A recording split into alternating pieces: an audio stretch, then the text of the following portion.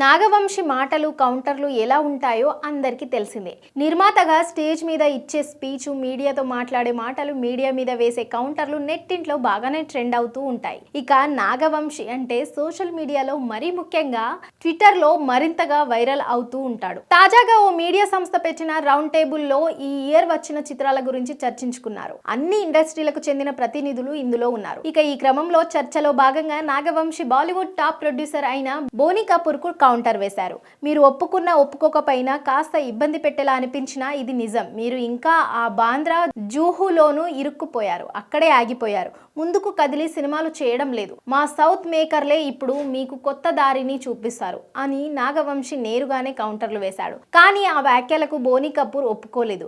మా హిందీలో ఎప్పుడో అలాంటివి చేశాం, కొత్తదనం ఎప్పటి నుంచో ఉంది అని బోనీ కపూర్ అంటే, మరి ఇప్పుడు Baahubali, triple R, Pushpa, Salaar, animal ఇవన్నీ సౌత్ నుంచి వచ్చినవే కదా అని అంటాడు. మరి గదర్ 2, పఠాన్, జవాన్ గురించి బోనీ కపూర్ టాపిక్ తీస్తే అందులో జవాన్ అట్లీ తీశాడు అని మళ్ళీ కౌంటర్ వేశాడు. బన్నీ కూడా అమితాబ్ కే ఫ్యాన్ కదా అని బోనీ కపూర్ అంటాడు. అమితాబ్ కి అందరూ అభిమానులే, ఆయన బన్నీ చిరు ఫ్యాన్ కూడా అని నాగవంశి అంటే, అయి ఉండొచ్చు కానీ మీడియా ముందు మాత్రం అమితాబ్ అభిమానిని అని చెప్పాడు కదా అని బోనీ కపూర్ లాజిక్ తీశాడు. మొత్తానికి బాలీవుడ్ మాత్రం సౌత్ ఆధిపత్యాన్ని ఒప్పుకునేలా కనిపించడం లేదు. ఇక ఇదే సమావేశంలో నాగవంశి బాలీవుడ్ మీద బాగానే కౌంటర్లు వేశాడు. పుష్ప 2 కేవలం హిందీలో ఒక్క రోజుల్లోనే 84 కోట్లు కొల్లగొట్టక బాలీవుడ్ కు ఆ రాత్రి నిద్ర కూడా పట్టి ఉండకపోవచ్చని నవ్వుతూ సెటైర్లు వేశాడు.